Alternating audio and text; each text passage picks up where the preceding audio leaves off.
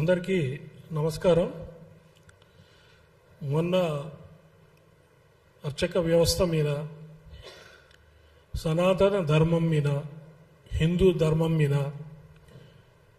కృష్ణమాదిగ గారు చేసిన వ్యాఖ్యల్ని యావత్ బ్రాహ్మణ సమాజం తీవ్రంగా ఖండిస్తూ, వారికి అవగాహన లేని విషయాలు కొన్ని వారికి మీడియా సమావేశం ద్వారా చెప్పదలుచుకున్నాం. వారు త్రేతాయుగం నాటి చర్చ తీసుకురావటం జరిగింది. రాముడు రావణాసురుడితో యుద్ధం చేసినప్పుడు వానరులు సాయం చేశారు, వానరులు అడవిలో ఉంటారు కాబట్టి వారు ఆదివాసులని. అసలు త్రేతాయుగంలో కుల వ్యవస్థ అనేదే లేదు.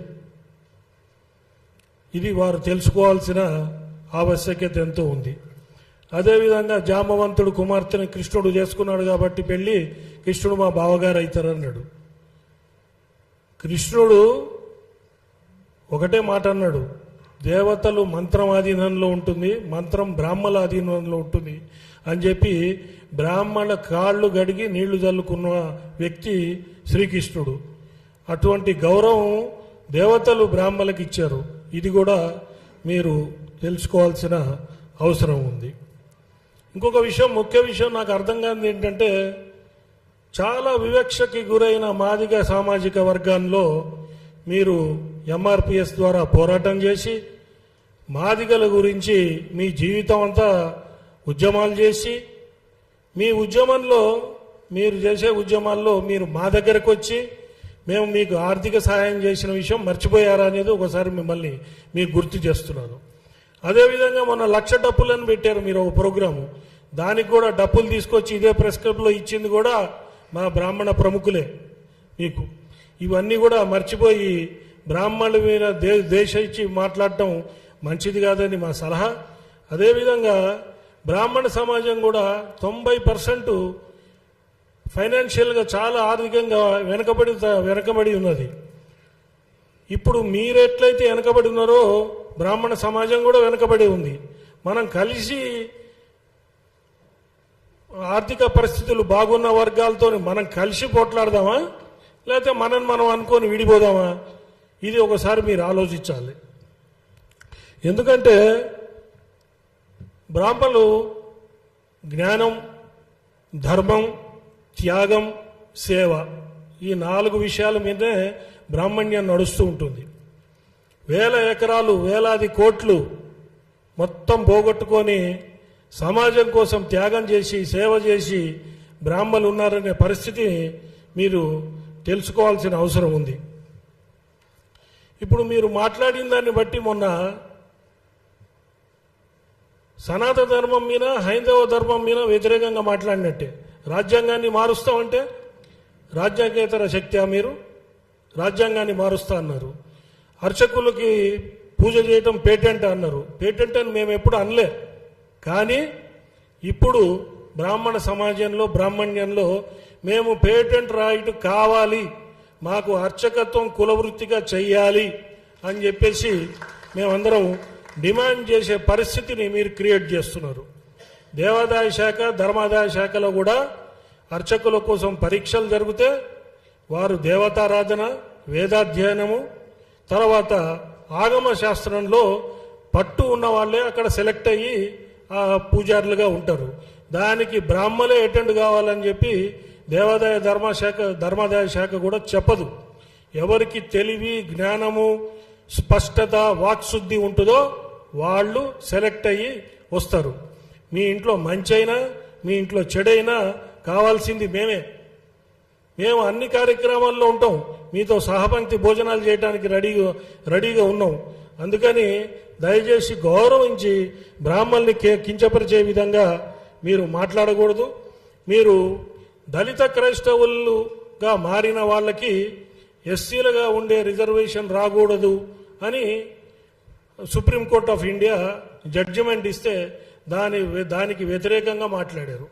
అంటే మీరే మాదిగ వర్గానికి అన్యాయం చేస్తున్నట్టుగా మాట్లాడినట్టు నాకు కనబడ్డది. అదేవిధంగా సనాతన ధర్మం, హైందవ ధర్మము, మీరు ఏ పార్టీ నుంచి అయితే వచ్చారో, ఏ పార్టీ ద్వారా పద్మశ్రీ తెచ్చుకున్నారో ఆ పార్టీకి కూడా మీరు వ్యతిరేకంగా మాట్లాడినట్టుగా నాకు కనబడ్డది. అదేవిధంగా దళిత క్రైస్తవులు వాళ్ళు ఎస్సీల రిజర్వేషన్లు తీసుకుంటున్నారు, సి కింద వస్తారు, బీసీ రిజర్వేషన్లు తీసుకుంటున్నారు. మరి వారు మైనారిటీలుగా ఉండి ఆ రిజర్వేషన్లు కూడా తీసుకుంటున్నారు. అంటే మీరు మీ కుల ద్రోహం చేస్తున్నారు, పార్టీకి ద్రోహం చేస్తున్నారు, అట్లనే బీసీలకు కూడా ద్రోహం చేస్తున్నారు. ఇవి కొంచెం అవగాహన పెట్టుకొని మీరు మాట్లాడితే బాగుంటుంది. అదేవిధంగా ధూపదీప నైవేద్యం స్కీమ్ ఉంది అర్చక వ్యవస్థలో. దాంట్లో మీరు చూస్తే దాదాపుగా 26 కులాలు, ఎస్సీలు, ఎస్టీలు, బీసీలు 26 కులాలు దాంట్లో గ్రామదేవతల పూజలు అవన్నీ చేస్తున్నారు.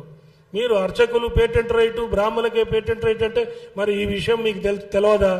లేకపోతే తెలిసే కావాలని మాట్లాడుతున్నారా? దీని వెనక ఏదైనా కుట్ర దాగి ఉందా? ఇవన్నీ కూడా ఆలోచించాల్సిన పరిస్థితి ఈరోజు ఉంది. అదేవిధంగా ఇంతకుముందు ఒక సినిమా యాక్టరు బ్రాహ్మణుల గురించి ఇట్లనే మాట్లాడి ఆయన కూడా పద్మశ్రీ అవార్డు, చివరికి ఆయన పద్మశ్రీ అవార్డు పోయే పరిస్థితి అయ్యి చివరికి క్షమాపణలు చెప్పి చంపలేసుకొని వెనక్కిపోయిన పరిస్థితి మీరు అందరు చూశారు. ఆ పరిస్థితి మీకు రావాలని మేము కోరుకోవట్లేదు. ఇప్పటిదాకా మీరు మాకు సహకారం అందించారు, అట్లనే ఉండాలనేది మా ఆకాంక్ష. అదేవిధంగా మీరు పద్మశ్రీ అవార్డుగా మీరు ఉన్నప్పుడు రాజ్యాంగ వ్యతిరేకంగా మాట్లాడడం తగదు. అదేవిధంగా మీరు ఏదైతే వ్యాఖ్యలు చేశారో ఆ వ్యాఖ్యల్ని దయచేసి పెద్ద మనసుతోని అవగాహన తెచ్చుకొని విషయాలన్నీ ఈ ప్రెస్ మీట్ ద్వారా మీరు ఆ వ్యాఖ్యలు వెనక్కి తీసుకుంటారని చెప్పి మేము ఆశిస్తున్నాం. 2-3 రోజుల్లో వెనక్కి తీసుకుంటే గౌరవించి ఇక్కడ వచ్చిన బ్రాహ్మణ పెద్దలందరూ కూడా వచ్చి మీ దగ్గరకు వచ్చి మిమ్మల్ని సన్మానించుకుంటాం. అదేవిధంగా మీరు వ్యాఖ్యలు వెనక్కి తీసుకోకుండా మొండిగా అవగాహన లేకుండా రాజ్యాంగేతర శక్తిగా మాట్లాడితే మాత్రం బ్రాహ్మణులు ఈరోజు ఐక్యమత్యం వచ్చింది. బ్రాహ్మణ సంఘాలన్నీ కలిసి ఈ భాషను ఒక వ్యవస్థను పెట్టుకున్నాయి. ఇప్పుడు బ్రాహ్మణులు తిరుగుబాటు చేసే స్టేజ్కి వచ్చారు. దయచేసి నిరసన కార్యక్రమాలు ప్రజాస్వామ్యయుతంగా మేము చేయటానికి రెడీగా ఉన్నాం. ఒకవేళ మీరు వ్యాఖ్యలు వెనక్కి తీసుకోకపోతే బ్రాహ్మణులు లోకా సమస్త సుఖినో భవంతు, మీరు 100 బతకండి, సంతోషంగా ఉండండి, దీవించే బ్రాహ్మణ్యంలో ఒక మూలన పరశురాముడి అంశ కూడా ఉంటుంది. ఆ అంశాన్ని బయటికి తీసుకొచ్చి మీ కులము దెబ్బతినుంది, మా కులం దెబ్బతినుంది, మనం పొట్లాడాల్సింది ఎవరితోని అది ఆలోచించుకొని దయచేసి ఈ వ్యాఖ్యలు వెనక్కి తీసుకుంటారని చెప్పి ఈ పత్రికా ముఖంగా నేను మిమ్మల్ని ఒక రకంగా రిక్వెస్ట్ చేస్తూ మీరు మా గౌరవాన్ని మీ గౌరవాన్ని నిలబెడతారని ఆశిస్తూ ముగిస్తున్నాను. జై హింద్.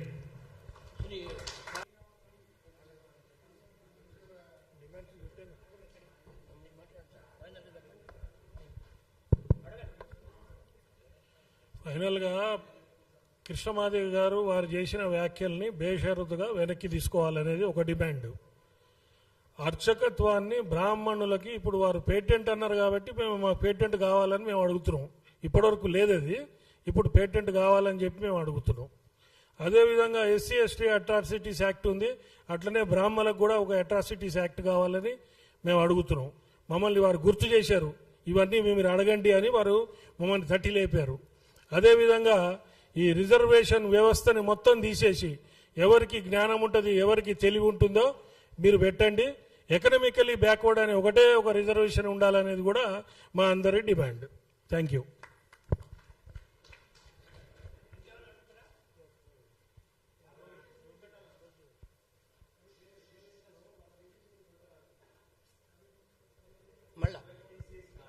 రిజర్వేషన్ వ్యవస్థే తీసేయాలని అంటున్నాం. అంబేద్కర్ గారు 10 ఏళ్ళు ఇచ్చారు, ఇప్పుడు 70 ఏళ్ళు అయింది. వ్యవస్థ తీసేసి ఎవరు కాంపిటీషన్లో ముందరుంటే వాళ్ళకి ఇవ్వండి, ఎకనామికలీ బ్యాక్వర్డ్కి కొంచెం రిజర్వేషన్ పెట్టండి అని అంటున్నాం.